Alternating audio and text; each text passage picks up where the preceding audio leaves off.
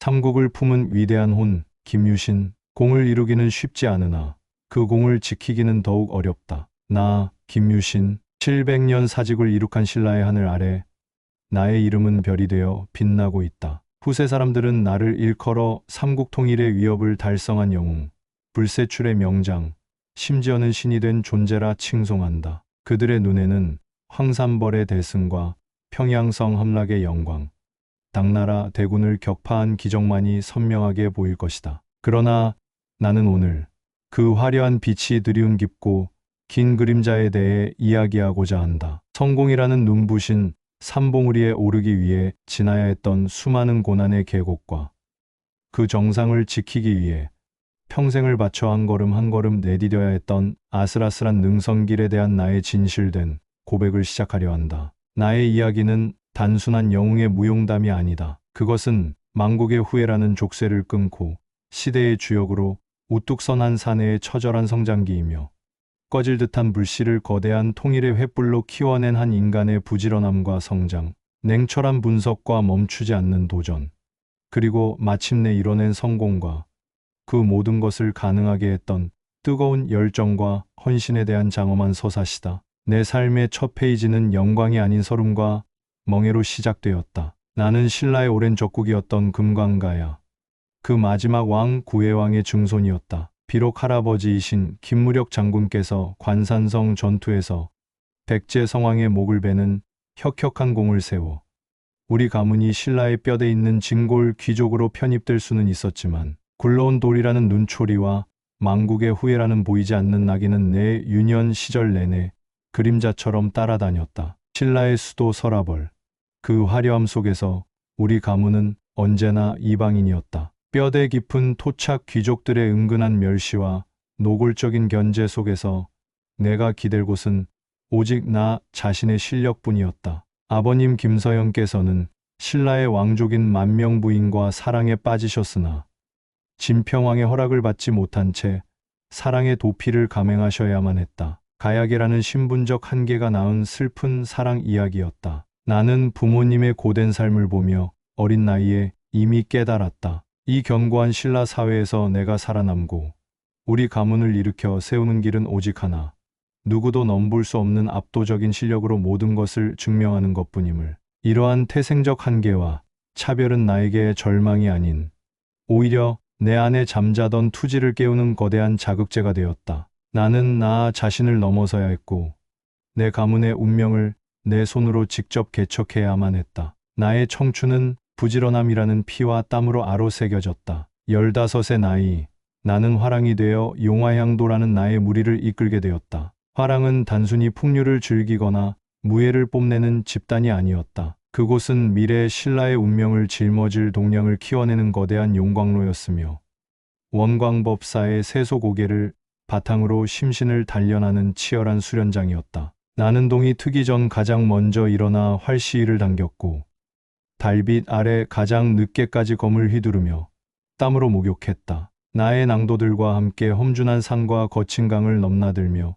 호연지기를 길렀고 밤에는 손에서 병법서를 놓지 않으며 지혜의 샘을 팠다. 나의 부지런함은 타고난 천성이 아니었다. 그것은 살아남아야 한다는 절박함의 다른 이름이었다. 단 하루라도 나태해지면 가야계라는 꼬리표가 나를 옭아맬 것이라는 위기감, 신라의 주류 사회에서 영원히 변방으로 밀려날 것이라는 공포가 나를 끊임없이 채찍질했다. 나는 내 칼끝이 더 날카로워져야 했고 내 지략이 더 깊어져야만 했다. 내 젊은 날의 열정과 헌신을 이야기할 때 사람들은 내가 아끼던 말에 목을 벤 일화를 떠올린다. 당시 나는 천관이라는 아름다운 여인에게 마음을 빼앗겨 그녀의 집을 자주 드나들었다. 젊음이 가진 치기 어린 방황이었으리라. 어느 날 어머니 만명부인께서 나를 불러 눈물로 호소하셨다. 내가 가슴에 삼국을 통일할 큰 뜻을 품었다고 들었다. 장차 나라의 대들보가 될 인재가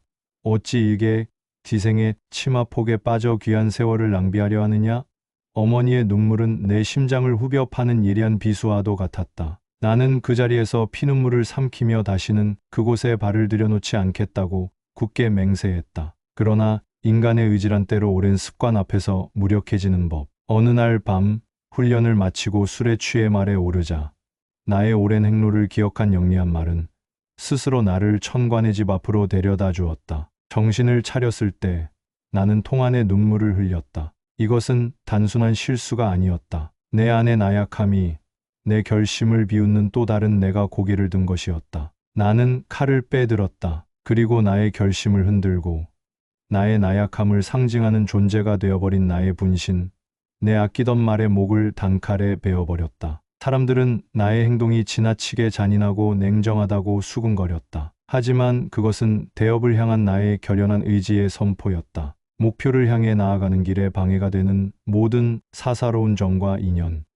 심지어 내 안의 나약함까지도 가차없이 베어버리겠다는 나 자신에게 내리는 가장 엄중하고 서슬퍼런 경고였다. 큰 것을 얻기 위해서는 작은 것을 버릴 줄 알아야 한다는 것. 이것이 나의 첫 번째 깨달음이자 내 인생을 관통하는 헌신의 철학을 완성시킨 상징적인 사건이었다. 청년 김유신은 이제 성장의 단계를 거쳐 역사의 무대에 본격적으로 등장하기 시작했다. 34세 나이, 나는 암양주 군주를 거쳐 중당당주가 되어 고구려의 낭비성을 공격하는 전투에 참전했다. 신라군은 첫 전투에서 참패하여 시체는 산을 이루고 사기는 땅에 떨어져 있었다. 누구도 선뜻 나서지 못하고 패배의 공포에 질려 서로 눈치만 보고 있을 때 나는 모두의 앞에 나섰다. 그리고는 투구를 벗어던지고 홀로 말을 달려 적진으로 뛰어들었다. 마치 성난 파도를 가르는 한 척의 배처럼 나는 수많은 적의 창칼이 빗발치는 한가운데로 돌진했다. 적장의 목을 베고 적의 깃발을 빼앗아 땅에 내동댕이 치며 나의 용맹을 과시했다. 나의 그 무모해 보이는 도전은 죽어있던 신라군의 투혼에 기름을 부었다. 김유신 장군도 혼자서 저렇게 싸우는데 우리가 어찌 보고만 있겠는가. 병사들은 함성을 지르며 나를 따랐고 공포는 용기로, 패배감은 승리에 대한 갈망으로 바뀌었다. 우리는 마침내 낭비성에서 통쾌한 대승을 거둘 수 있었다. 이 전투는 나에게 큰 명성을 안겨주었을 뿐만 아니라 나 자신에게도 잊을 수 없는 가르침을 주었다. 위기의 순간, 리더의 솔선수범과 희생정신이야말로 백만 대군보다 더 큰 힘을 발휘한다는 것을 온몸으로 체득한 것이다. 이것은 훗날 내가 수많은 절체절명의 순간에서 전투를 승리로 이끌게 한 리더십의 굳건한 근간이 되었다. 나의 성장은 단순히 창칼을 쓰는 무예의 성취에만 머무르지 않았다. 나는 전장의 판도를 읽는 것을 넘어 시대의 흐름과 국가의 운명을 꿰뚫어보는 냉철한 분석의 눈을 뜨기 시작했다. 당시 신라는 백제와 고구려라는 두 강대국 사이에 낀 바람 앞의 촛불 같은 신세였다. 특히 백제 의자왕의 공세는 날로 거세져 서쪽의 대야성을 비롯한 40여 개의 성을 하루아침에 빼앗기는 등 국가의 존립마저 위태로운 상황이었다. 대야성의 성주였던 품석은 바로 내 정치적 동반자 김춘추 공의 사랑하는 사위였다. 딸과 사위를 한나란 시에 잃은 김춘추 공의 슬픔은 하늘을 찌를 듯했고 그의 눈에는 복수의 불꽃이 이글거렸다. 나는 그의 슬픔 속에서 신라가 나아가야 할 필연의 길을 보았다. 개인의 원한을 넘어 이 지긋지긋한 소모적인 전쟁을 끝내기 위해서는 삼국을 하나로 묶어내는 거대한 용광로가 필요하다는 확신이 들었다. 나는 김춘추 공에게 다가가 손을 내밀었다. 그것은 단순한 정치적 연합이 아니었다. 망해가는 가야 왕족의 후예와 왕이 계승의 주류에서 밀려나 있던 비운의 왕족. 우리는 서로의 부족함을 채워주고 서로의 칼과 방패가 되어줄 수 있는 운명 공동체였다. 나는 우리의 동맹을 피로써 굳건히 하기로 결심했다. 나의 누이 동생 문희와 보이를 그에게 소개했고 어느 날은 춘추공과 함께 축구공놀이를 하다가 일부러 그의 옷고름을 뜯었다. 그리고는 옷고름을 달아준다는 핑계로 내 집으로 데려와 누이 문희와 하룻밤을 보내게 만들었다. 훗날 문희가 임신했다는 소문이 퍼지자 나는 그녀를 불태워 죽이겠다며 소란을 피웠고 이 소식을 들은 선덕 여왕과 김춘추 공이 달려와 마침내 정식으로 혼인을 허락받았다. 이 모든 것은 치밀한 분석과 미래를 내다본 과감한 도전이 빚어낸 한 편의 정치 드라마였다. 이 혼인을 통해 나와 김춘추 공은 단순한 동지를 넘어 처남과 매제가 되었고 삼국통일이라는 하나의 목표를 향해 생사를 함께하는 동반자가 되었다. 삼국통일의 길은 결코 순탄치 않았다. 그것은 한치 앞을 내다볼 수 없는 위기와 도전의 연속이었다. 특히 김춘추공이 고구려에 구원병을 요청하러 갔다가 오히려 연개소문에게 억류되었을 때 신라는 외교적, 군사적으로 최악의 위기를 맞았다. 모두가 절망에 빠져 있을 때 나는 묘안을 내었다. 고구려의 선도해라는 대신에게 토끼가 꾀를 내어 간을 지상에 두고 왔다고 용왕을 속여 살아 돌아온 것처럼 춘추공이 먼저 신라로 돌아가 중령 이북의 땅을 바치게 하겠다고 왕을 설득하라는 계책을 비밀리에 전했다. 나의 지략은 적중했고 김춘추공은 무사히 풀려나 신라로 돌아올 수 있었다. 나는 힘으로만 상대를 제압하는 것은 하책이며 지혜와 계략을 통해 상대를 굴복시키는 것이야말로 전세를 뒤집는 상책임을 잊지 않았다. 백제와의 싸움에서도 나의 분석력은 빛을 발했다. 나는 백제의 포로로 잡혀갔다가 탈출한 조미압을 통해 백제 좌평 임자에게 접근하여 그를 매수했다. 의자왕의 폭정과 사치에 불만을 품고 있던 임자는 나의 제안을 받아들였고 나는 그의 도움으로 백제의 내부 정보를 송금보듯 파악할 수 있었다. 전쟁은 칼과 칼이 부딪히는 전장에서만 일어나는 것이 아니다. 보이지 않는 곳에서 정보를 얻고 적의 내부를 흔드는 심리전과 정보전이야말로 승리의 향방을 가르는 결정적인 요소임을 나는 이미 꿰뚫고 있었던 것이다. 그리고 마침내 운명의 시간이 다가왔다. 나의 동지 김춘추가 태종무열왕으로 즉위하고 당나라와 연합하여 백제를 향한 총공격을 개시했다. 나는 신라군 5만 명을 이끄는 대총관이 되어 역사의 분수령이 될 황산벌로 향했다. 그곳에는 백제의 마지막 충신, 계백장군이 이끄는 5천 결사대가 우리를 기다리고 있었다. 죽어서 편할지언정 살아서 적의 노예가 될 수는 없다며 자신의 처자식까지 베고 나온 그들의 기세는 하늘을 찌를 듯했고 황산벌의 공기는 비장함으로 가득 차 있었다. 황산벌 전투, 그곳은 나의 모든 지략과 용기, 그리고 리더십을 걸어야 했던 필생의 시험대였다. 신라군은 4번을 싸워 4번을 모두 패했다. 5천 결사대의 처절한 항전 앞에 5만 대군은 무기력하게 무너졌다. 병사들은 지쳤고 계백의 철통 같은 방어 앞에 패배의 그림자가 짙게 드리워졌다. 이대로라면 당나라와의 합류 약속을 지킬 수 없고 백제 정벌이라는 대업 전체가 수포로 돌아갈 절체절명의 위기였다. 나는 결단해야만 했다. 피를 토하는 심정으로 냉혹하지만 승리를 위해 반드시 필요한 결단을 내려야만 했다. 나는 내 부하 장수 흠순의 아들이자 이제가 소년티를 벗은 어린 화랑 방구를 불렀다. 그의 눈을 바라보며 나는 낮은 목소리로 말했다. 지금이야말로 충의를 다해 나라에 보답할 때다. 내가 이 전쟁의 불씨가 되어주어야겠다. 반굴은 내 뜻을 즉시 알아차리고 주저없이 적진으로 뛰어들어 장렬하게 전사했다. 그의 죽음은 병사들의 가슴에 슬픔과 분노의 불씨를 지폈다. 그러나 계백의 결사대를 무너뜨리기에는 아직 부족했다. 나는 또 다른 어린 화랑, 품일의 아들 관창을 불렀다. 관창 역시 두려움 없는 얼굴로 홀로 적진에 뛰어들었다가 사로잡혔다. 계백은 그의 어린 나이와 용맹을 가상히 여겨 살려서 돌려보냈다. 하지만 관창은 내 앞에 돌아와 말했다. 제가 적진에 들어가 적장의 목을 베지 못하고 돌아왔으니 어찌 장군님을 뵐 수 있겠습니까? 그는 다시 우물물을 떠 마시고는 적진을 향해 돌격했다. 결국 그는 적의 손에 죽임을 당했고 그의 잘린 목이 말 한 장에 실려 신라 진영으로 돌아왔다. 핏기 없는 어린 화랑의 얼굴을 본 순간 신라군의 눈빛이 완전히 달라졌다. 슬픔은 거대한 분노의 파도가 되었고 분노는 황산벌을 뒤흔드는 복수의 함성이 되었다. 저 어린 화랑도 나라를 위해 목숨을 버렸거늘 대장부인 우리가 어찌 머뭇거리겠는가.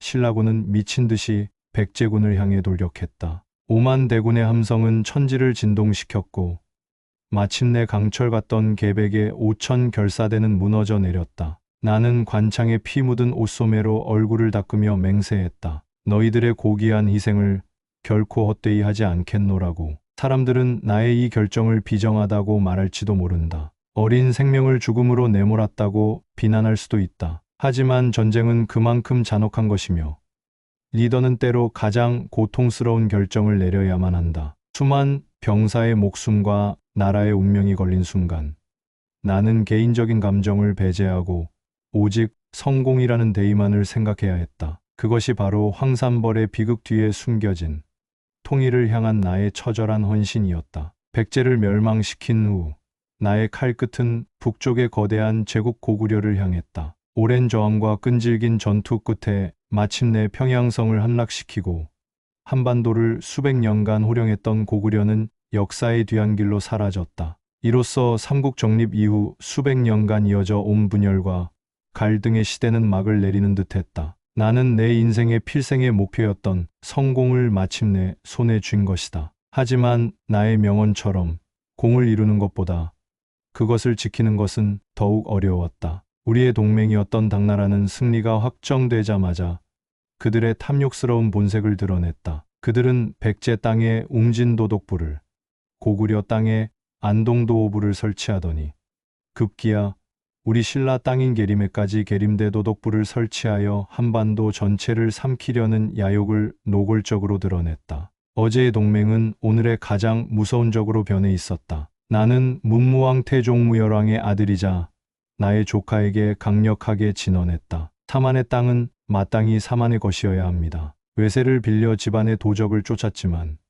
이제는 그 외세마저 우리의 주인이 되려 하니 이들을 몰아내지 않고서는 진정한 통일이라 할 수 없습니다. 이것은 우리가 반드시 넘어야 할 마지막 시련입니다. 나의 인생 마지막 도전은 바로 동아시아 최강의 제국 당나라와의 전면전이었다. 모두가 승산 없는 싸움이라고 고개를 저었다. 하지만 나는 포기하지 않았다. 나는 어제의 적이었던 백제와 고구려의 유민들을 끌어안았다. 그들의 상처를 보듬고 그들의 지도자들을 포섭하며 진심으로 호소했다. 우리는 이제 같은 신라의 백성이다. 힘을 합쳐 오만한 당나라를 몰아내고 우리 손으로 완전하고 자주적인 통일을 이룩하자. 나의 진심 어린 호소에 그들은 기꺼이 신라의 깃발 아래에 모여들었다. 매소성과 기벌포에서 벌어진 최후의 결전. 우리는 수적으로 절대적인 열세였지만 우리의 땅을 반드시 지키겠다는 뜨거운 열정과 하나로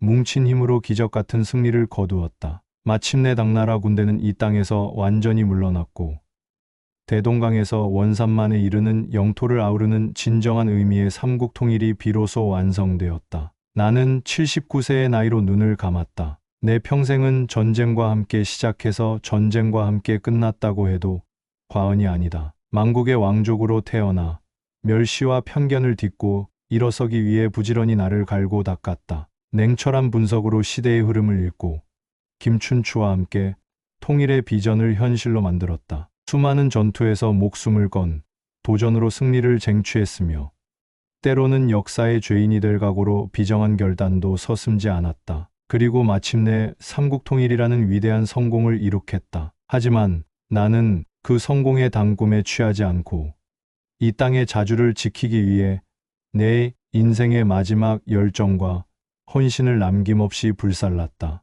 후세 사람들은 나를 신격화하여 신으로 모시기도 한다고 들었다. 그러나 나는 결코 신이 아니다. 나는 단지 분열된 조국을 하나로 만들고 싶다는 뜨거운 열망을 가슴에 품고 그 목표를 위해 평생을 바쳐 부지런히 나아가고 끊임없이 분석하고 쉼없이 도전했던 한 명의 인간, 한 명의 장수였을 뿐이다. 나의 삶이 시대를 넘어 후대의 젊은이들에게 무언가 말을 건넬 수 있다면 그것은 바로 이것이다. 그대의 가슴 속에 꺼지지 않는 열정이 있다면 어떤 출신과 역경도 두려워 말고 부지런히 그대 자신을 단련하라. 현실을 냉철하게 분석하고 더 높은 목표를 향해 과감히 도전하라. 승리와 성공의 순간은 찰나와 같으니 그 성과를 지키고 더 큰 이상을 이루기 위해 마지막 순간까지 헌신을 멈추지 마라. 그리하면 그대 또한 그대 삶의 위대한 영웅이 될 수 있을 것이다.